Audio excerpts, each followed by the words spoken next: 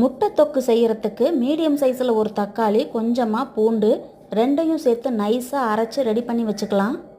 அடுத்ததாக பேனை ஹீட் பண்ணிவிட்டு ஆயில் சேர்த்துக்கிறேன். கூடவே 3 மீடியம் சைஸ் வெங்காயத்தை பொடியாக கட் பண்ணி சேர்த்துக்கிறேன். ஒரு முட்டைக்கு ஒரு வெங்காயம்னு கணக்கு வச்சு சேர்த்துக்கோங்க. கறிவேப்பிலை, உப்பு சேர்த்து வெங்காயத்தை நல்லா வதக்கி எடுத்துக்கலாம். வெங்காயத்தை எந்த அளவுக்கு வதக்குறீங்களோ அந்த அளவுக்கு டேஸ்ட் ரொம்பவே நல்லாயிருக்கும். வெங்காயம் வதங்கினது 1 டீஸ்பூன் மிளகாய்த்தூள், 1.5 டீஸ்பூன் தனியாத்தூள், கொஞ்சமாக மஞ்சள் தூள், 1/4 டீஸ்பூன் கரம் மசாலா எல்லாத்தையும் சேர்த்து நல்லா மிக்ஸ் பண்ணதுக்கப்புறம் அரைச்சி வச்ச தக்காளி பூண்டு பேஸ்ட்டையும் சேர்த்துடலாம்.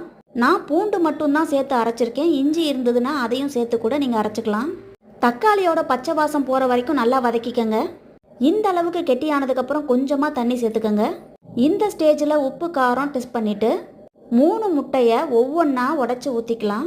முட்டையை வேக வச்சு சேர்க்கறத விட இந்த மாதிரி சேர்க்கும்போது டேஸ்ட்டும் நல்லாயிருக்கும். உங்களுக்கு வேலையும் மிச்சமாகும். கொஞ்ச நேரம் மூடி போட்டு முக்கால்வாசி வெந்ததுக்கப்புறம் ஒவ்வொரு முட்டையாக பொறுமையாக திருப்பி போட்டுக்கோங்க.